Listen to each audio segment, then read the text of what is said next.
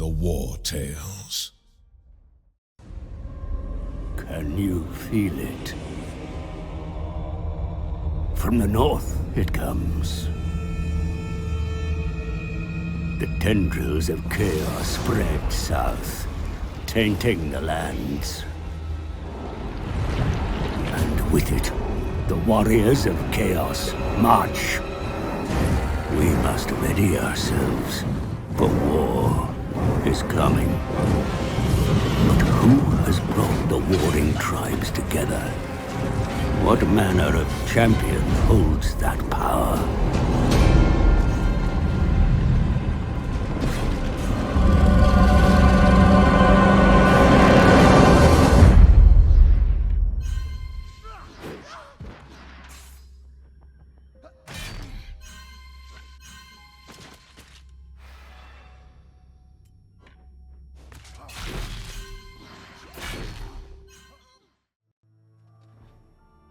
Have you ever wondered what might happen if Archaon the Everchosen showed up in Wartales? Well, now you don't have to, because I have here today for you guys a Swordsman God tier build. This is ridiculous how powerful this Swordsman is right here. I'm going to go over the stats, over all of the weapons and traits, all of that sort of stuff.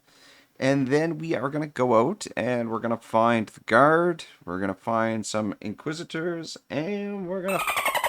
maybe we might find another group to mess up as well. Just to demonstrate the absolute ridiculousness of this build.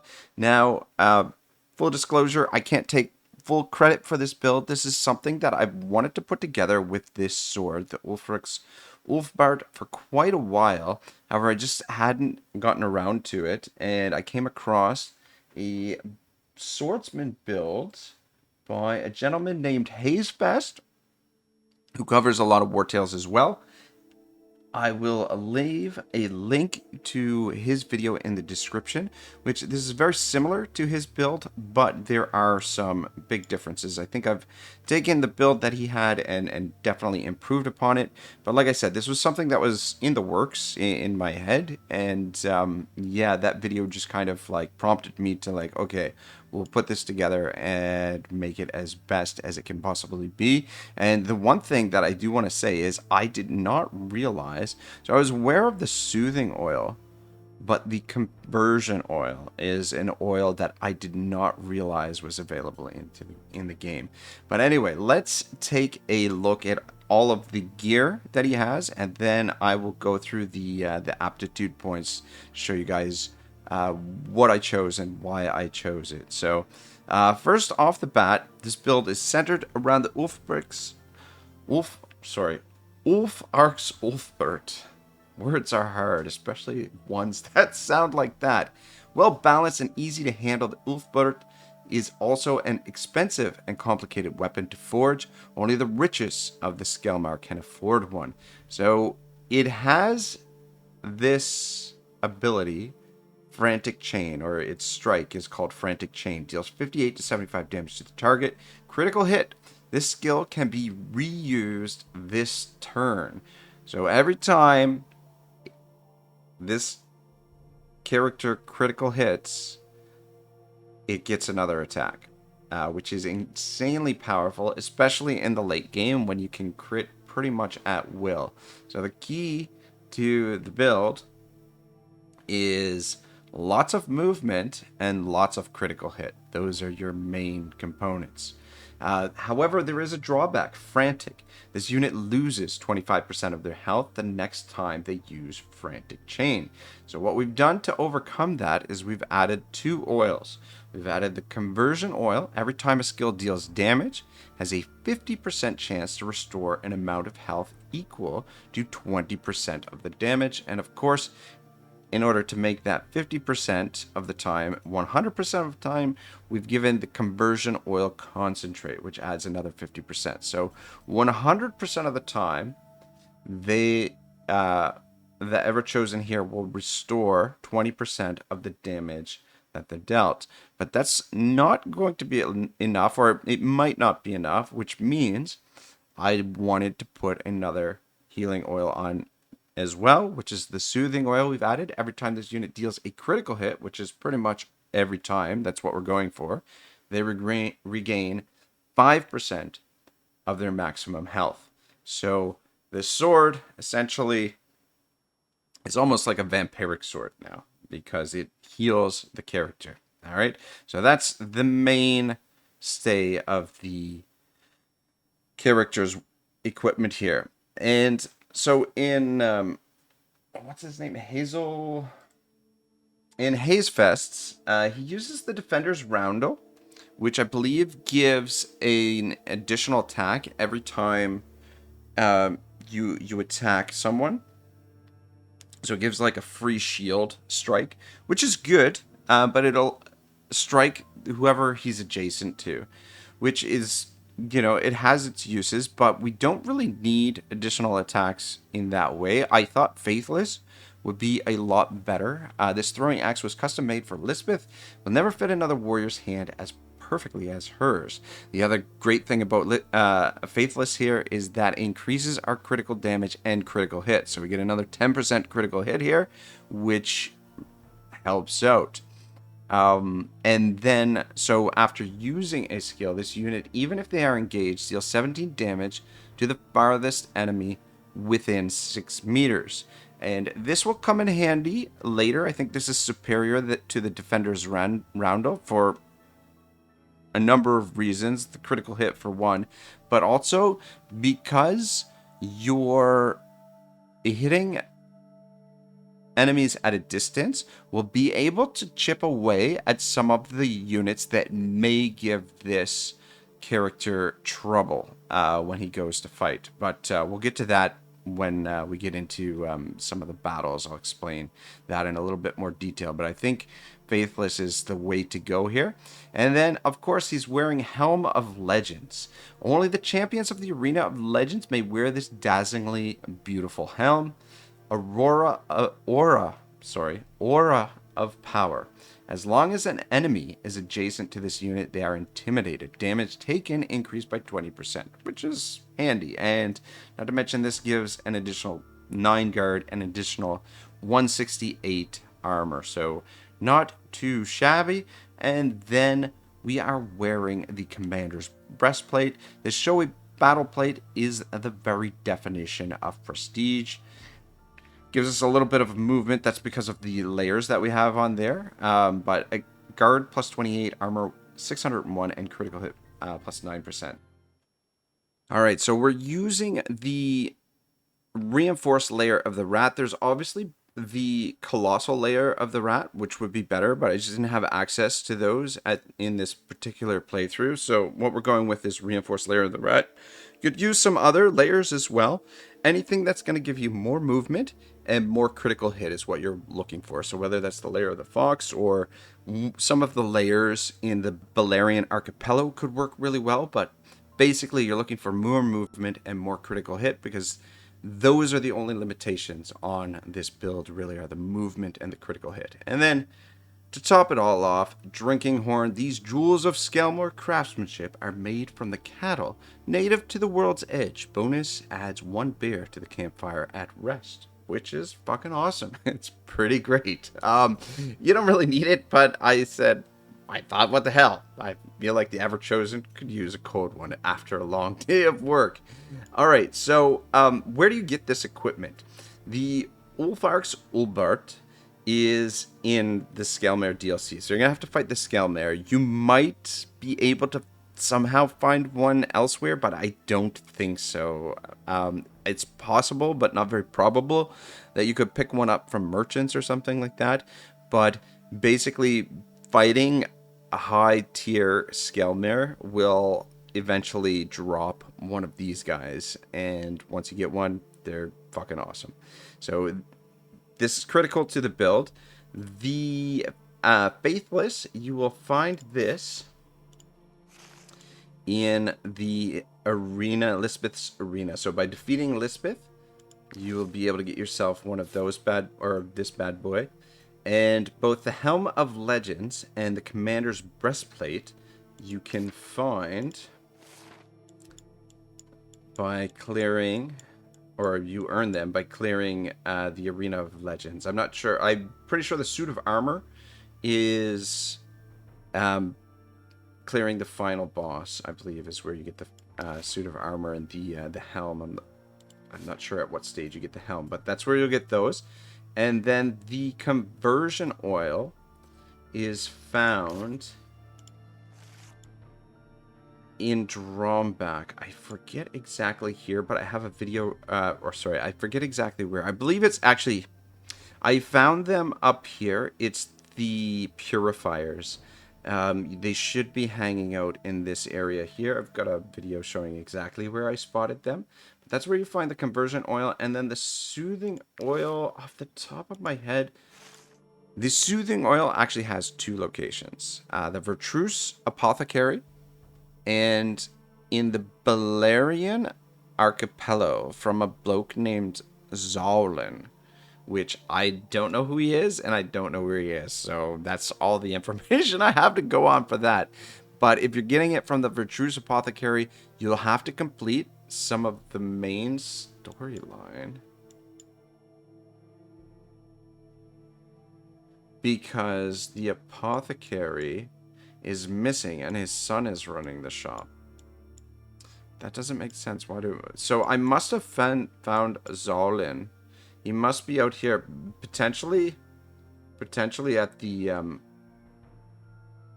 apothecary here in Parablast as well. I don't think so though. I don't know. That's odd. Zawlin. The name is familiar to me, but I apologize, guys. I can't remember exactly where to get it. But yeah, this campaign it's a region locked run. This is the run that we did the Skelmere invasion with, which is the only thing that's been completed in this. Everything else is still, well, okay, there's 20% of Tiltrin that's been done, but everything else in this campaign hasn't been done yet.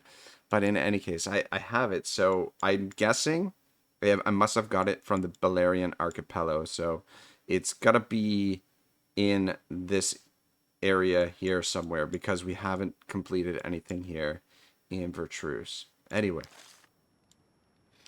Alright, where was I? Alright, so that's the gear, and that's where to get the gear. We've made him a Tinkerer. I think it's obvious why. The additional critical hit. Basically, we need to get the critical hit to 70%. And why just 70%? Well, I'll explain that as we go through the aptitude points and the his actual build. But if you take a look at this, he's only even a journeyman. He hasn't become a master yet, and he's still going to be crazy. Alright, so in my build, I went with Protector, and the reason why I went with Protector, actually there's two reasons. I was curious, I wanted to see if dropping down the protection would reduce the amount of damage that we take from the Frantic Chain, and I can report that it does not. So the Frantic Chain will still do the same amount of damage with you as Protector. However, I think Protector is still really good because, one, gives us a cheap way to trigger Faithless. Every time we do a skill, he does a throw with Faithless. So I have a cheap way to trigger Faithless, but also the only units that are going to give this unit problems are ones that can counterattack, which means he's going to take some damage at some point. And if we have protection on there, he will reduce the damage that he's taking, which means he can tank out a lot more, which is the reason why we're also using the Commander's Breastplate over something like the Corporal's Plate Armor. Corporal's Plate Armor would give us more critical damage and more willpower. However, the armor is just not even close to the amount of armor that we're getting with the Commander's Breastplate. But if you're a little bit earlier in the build for this guy, then you could definitely use armor like this, or any kind of armor that gives more critical hit. You can even go with light armor because it'll give more movement. The movement is the most important thing. But in any case.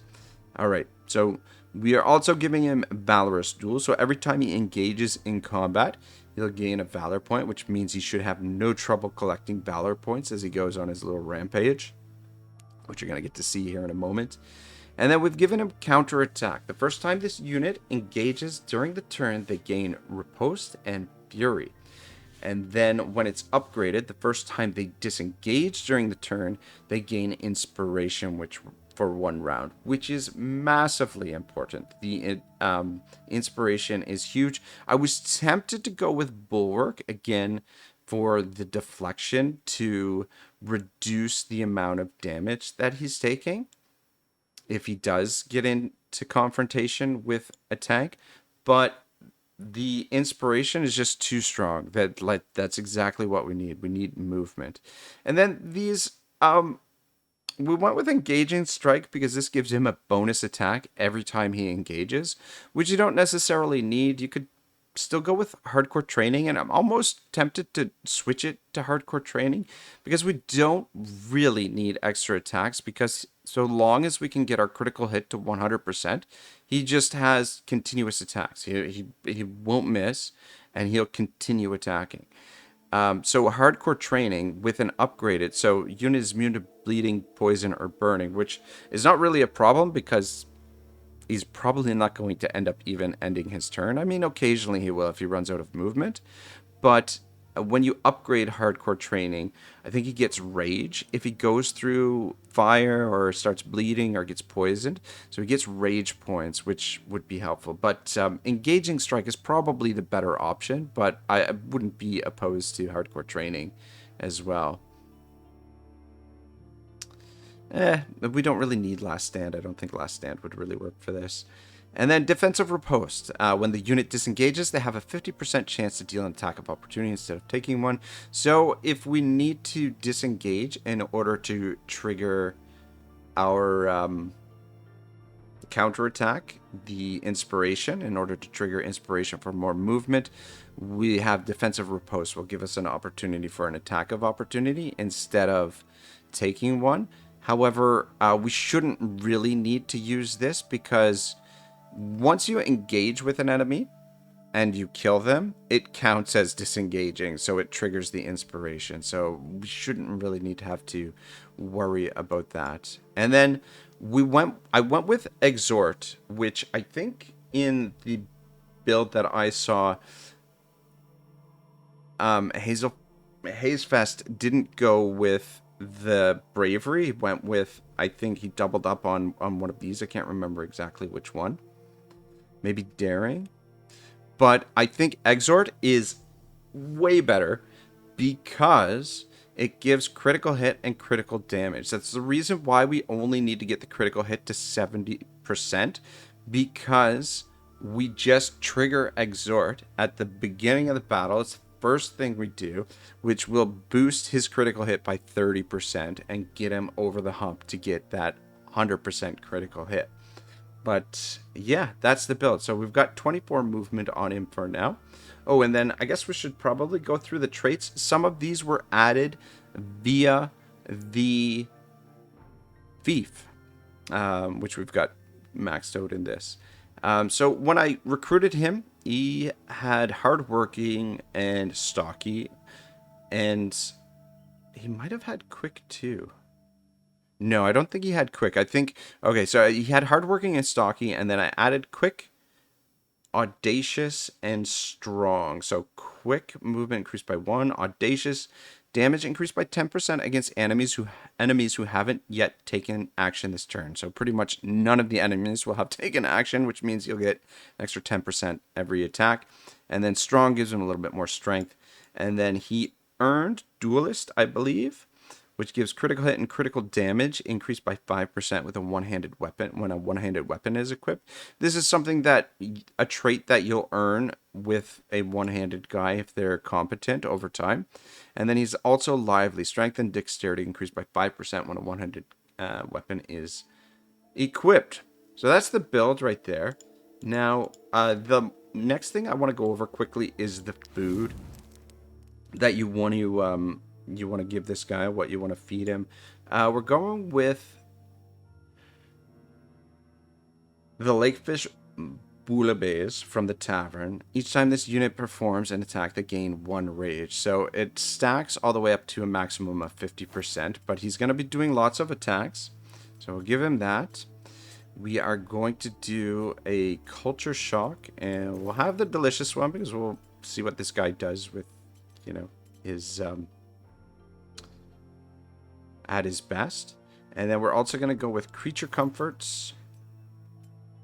We're going to have a jam. We'll just do the regular one. You could do Clafouti, but I don't think it's a good idea because even though it does increase that strength by 20%, which means you'll be doing more damage, you want to get through your enemies quicker, then definitely go with Clafouti. But the minus 10% constitution, it probably won't be a problem, but just, you know, if you want to be safe, just probably stay away from the Clafouti, but you could use it. And then this one is really, really good. Vineyard Cutlets. All companions start the next battle with alertness for the first round, so movement increased by 50%, which is huge because when we hit the inspiration, when we trigger the inspiration will double our regular movement plus that 50%. So we get basically 100% more movement because of the Vineyard Cutlets. We get an additional 50%, but another 50% when it's doubled. So Vineyard Cutlets is huge. The creature comforts in here, the porridge is giving us an additional movement as well. We want to have our stuffed cabbage, boosts our critical hit. And what else do we want to have? Oh, and the wolf and mushroom gratin. Critical hit by 5% and critical damage by 10%. So that's what we're going to eat. We're also going to have a... I guess we don't really need a whiskey, but... yeah, we don't need the whiskey. We are going to have a sparkling wine. We'll just have the regular one since we don't have a lot of the delicious. And a hippocras. The hippocras is pretty sweet. Halt, mercenaries. Let me take a close look at you. Yes, you look like... Lucky for you, I'm feeling magnanimous. What is the particularity of the Church of Gossenberg? Your answers border on heresy, mercenaries. I'm warning you. Next question. Who runs abbeys? It's gotta be the chiefs. The chiefs. What? We should burn every single one of you for uttering such sacrilege. I see no need for further questions. You are as pious as those Harag savages. Well, la-dee-da. Only fire can cleanse your souls. All right, let's do it. They got a couple crossbows in there. The crossbows are what we need to worry about most of all. These dudes could potentially be dangerous if we don't get them all because their weapon attacks each time... Sorry, their weapon attacks multiple times based on how many bonuses you have. So if you have 4 bonuses, which will end up with a lot, they will... So these guys are all level 17, 3 zealots, 3 fanatics, 2 exorcists, 2 worshippers, 2 purifiers, and 1 messengers.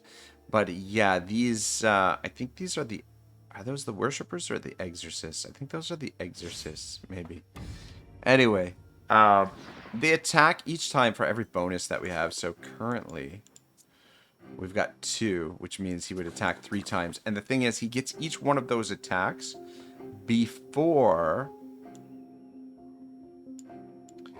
he'll get each one of those attacks before we get our counterattack with riposte. So that is something to consider. You just want to make sure you get all of those dudes. It's the worshipper is the one. All right, so they're spread out a little bit, which is going to make things a bit tricky because reaching them all will be kind of a pain. All right, these guys are the less lethal of their group. There's 14 of them. What I'm sort of thinking is to start here and work our way up to him and then come back down around this way is the trail that will go. And if we're lucky, we'll get to them all. Bing, bang, bing, boom. All right, yeah, I think that's probably our best course of action. And then the rest of the group, we will just hold up back here I guess that seems like a reasonable enough spot. Where's my kitty cats? My dragons, Bruce and Bijou. Those are my IRL, the names of my IRL kitties. Alright, cool. I'm gonna switch you and you, I guess. And there we go, that looks pretty good. Alright, well, the only shit thing is that the exhort won't affect any of these guys, but though I guess we could position there. No, I like where we are here. Alright, let's do it. Just sort of curiosity, what's our movement at the moment? Yeah, so, alright, yeah, I think we're gonna be okay. Because once the movement doubles, we'll be fine. Alright, so let's trigger exhort. Let's hop up here. I'm gonna trigger encouragement because we have an exorcist here who's going to get a counterattack unless we kill him in one hit, which at the beginning of the battle is unlikely. As the battle goes on, our attacks will get more deadly. And also, we're going to do a throwing attack here, I believe, which will trigger his counterattack. Yeah, so he'll reload and fire back. But this is why we've got really tanky armor. And that's why we also have protection. Maybe might have been better to go for the exorcist first, because getting rid of him is kind of important. Good God, what damage is done on us already. But that's why we're rocking with such heavy armor. So no more counterattacks for you, mister. And then I'm going to come up here and we'll get rid of this dude first, and then we'll make our way back down. So we've taken a bit of damage, but we've healed up completely. And actually just go straight in here. But yeah, with 700 armor, I don't really think there'll be enough countering ability for these guys to take us down.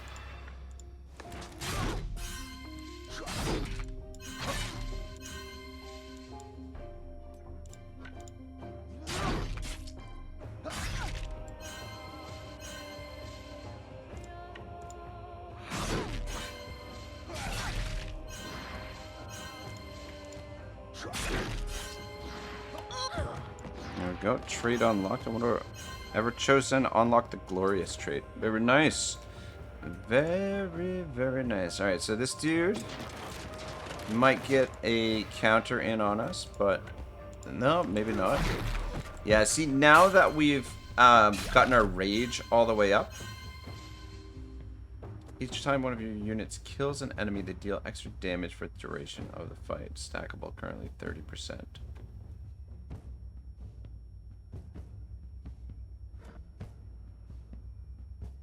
Yeah, and with our inspiration, yeah, see, we're not going to get to, well, with a run, we might. Let's use run now. Trigger his ability there.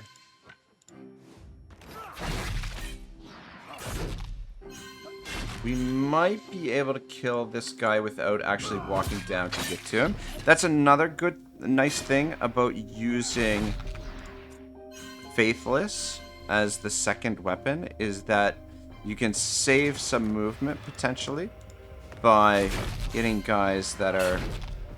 ah, shit. Shit. Well, I needed to position a little bit further down that way to actually get to him, but anyway, that costs us some movement, which means we might not get that guy. We could... we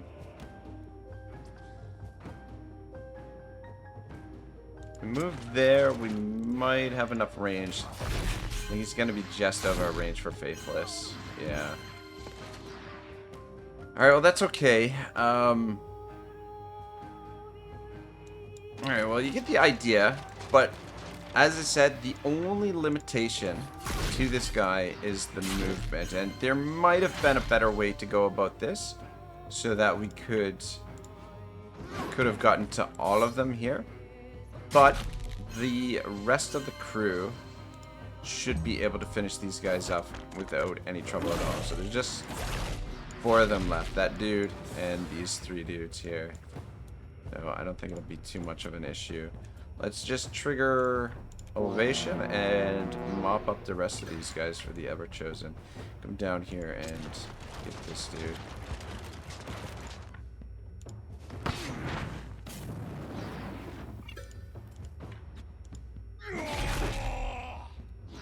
Another thing you can do as well is you can drop other bonuses from other characters on him before you make your move. But the whole idea of the build is for him to be able to get as much done as possible. Hypothetically, to take everyone out on his own without anyone else's help. And which makes him a ridiculously strong build. And the only real limitation is the movement.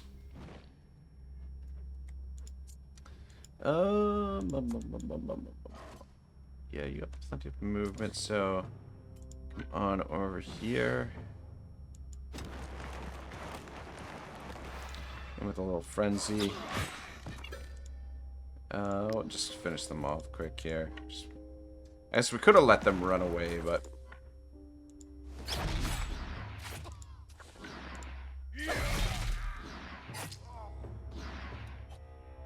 didn't quite finish that dude. Come on down. Oh, wait. He's next, so... switch weapons. Come on over here.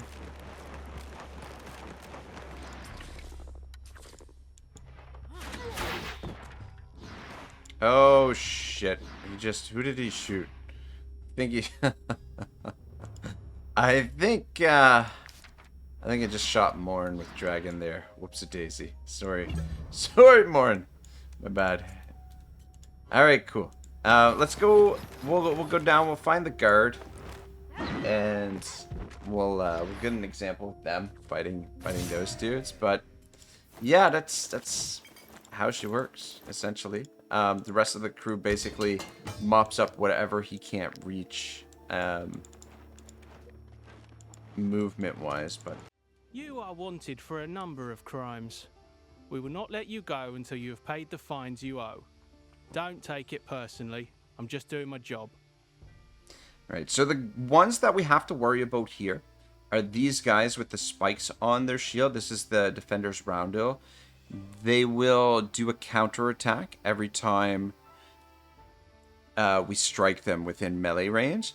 And then anyone wearing one of these hats will get a counterattack as well when we engage them. So what we'll want to do is these units, especially the ones with the hat and this guy with the spikes on his shield, this guy we don't have to worry about. We'll basically want to chip away at them with our hand axe before we engage them, and then hopefully finish them off in 1 or 2 strikes. But even if we don't do it that way, we should still have plenty of armor to be able to take them down.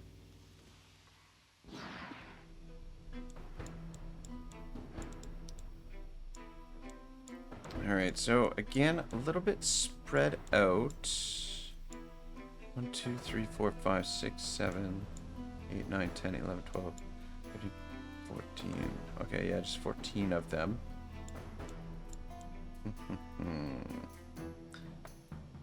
Alright, what we're going to do, we'll position Morn and the dragons maybe over on this side. Is there... Yeah, okay, that's what I'll do. The other thing to consider is you just need to get to here on the meter, so you don't necessarily have to kill every single one of them. Put you guys up there. I'm thinking about coming this way.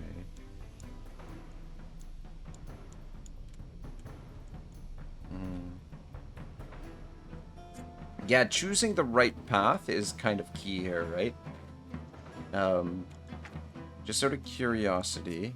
If we put you here. Yeah. Not great. What if we put you here? Yeah, see, I think here is actually going to be the better. And then we'll let the two of them, probably this guy... we might be able to get him. Maybe. And then what we'll do is the rest of the crew we'll leave over here to mop up anything that we can't reach, potentially.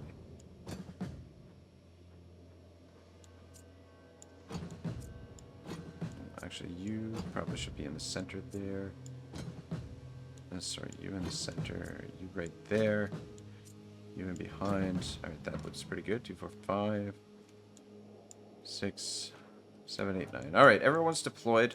Alright, once again, trigger the exhort. And we'll also trigger encouragement right away, because this guy's going to get a counterattack in this initial engagement. So I'm going to position here. Actually, I'm going to take one more step forward in the hopes that we can... Okay. Alright.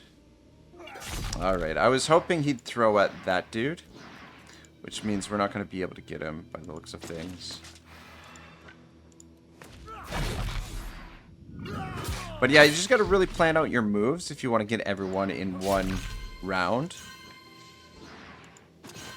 But I mean, if not,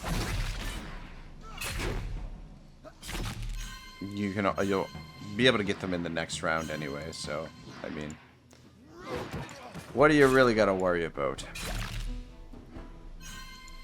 All right, how is your movement? Yeah, see, if we go up and take those guys out, we might not be able to get all of the guys over here. Maybe I should have started on this side because we've gotten more of them. But we do have run still.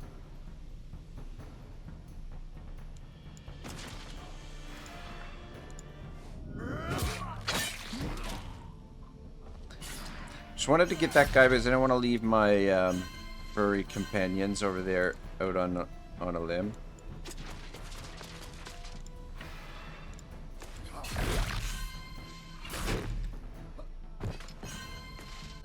Alright, so that's not the dude we're worried. This is the dude that we're worried about. We want to chip him, try and get some hits on him before we get in there. Alright, I'm gonna use run now. Actually, maybe not. Take a couple steps forward. Use run now just so we... Actually, you know what? Let's save it until we get over here a little bit closer. Move right there.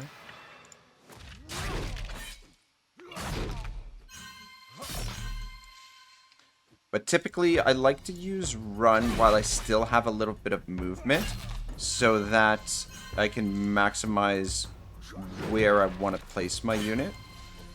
Because if you wait till you're out of movement when you use run, then you're kind of... You're stuck with where run will leave you, essentially. Like, you might not get the maximum movement out of it, if you know what I mean.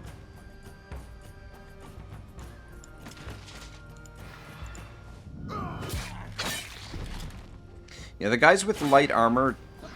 See, there we go. We got a little bit of a chip on him. Let's move right there with the run. Alright, I was hoping that throw would go to that dude, but that's okay. Because this will give an example. Even these guys with heavy tanks, we can still take them down. Even even when we haven't sort of chipped them away. And what we can also do... I was going to say we could intimidate him. Actually, I want to position there in the hopes that once this guy dies, then potentially the throws will go to this guy. But yeah, we might as well intimidate him because that will give us a free throw with the axe. So there are his counterattacks. Dang it. I was really hoping those throws would go to that guy, but I guess I moved in a little bit too close. We took one step too close. So see, he's getting his counterattacks, but because we've got high guard and we dropped down encouragement, we also dropped the taunt, which did the weekend damage reduced by 50%. It's we can go toe-to-toe with this guy, even though he's countering us every single attack. We've got plenty of armor, plenty of stamina. It's not really too much of an issue. So, yeah, I think this dude is out of our range.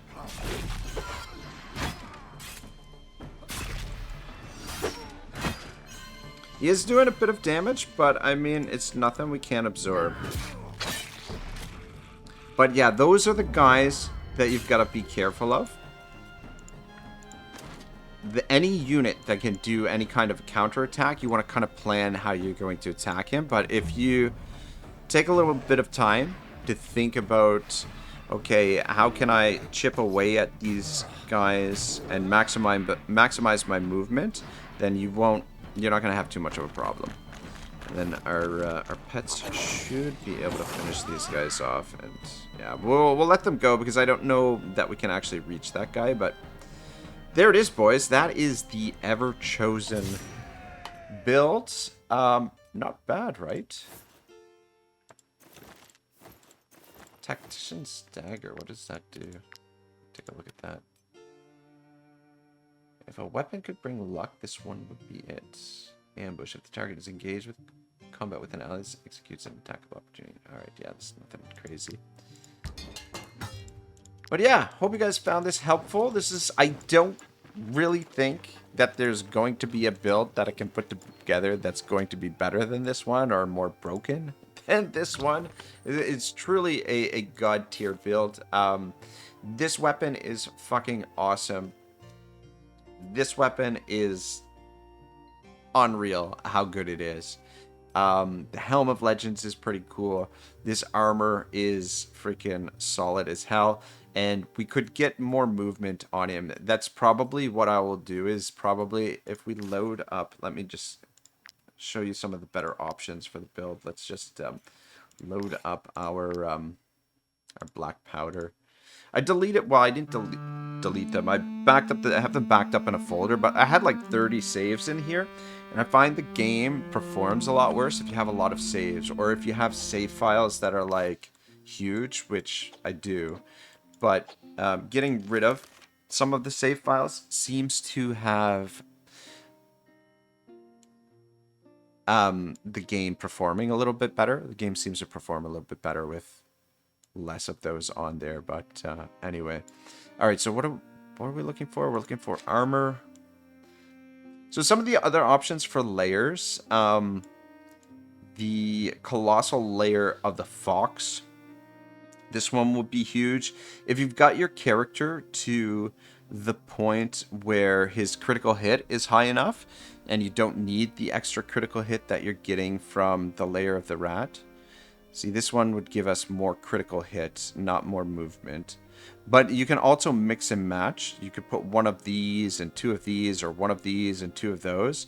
Like 2 colossal layers of the fox would give us 6, and then one of these would give us 7 movement and then 6 critical hit. So there are different options that you can do.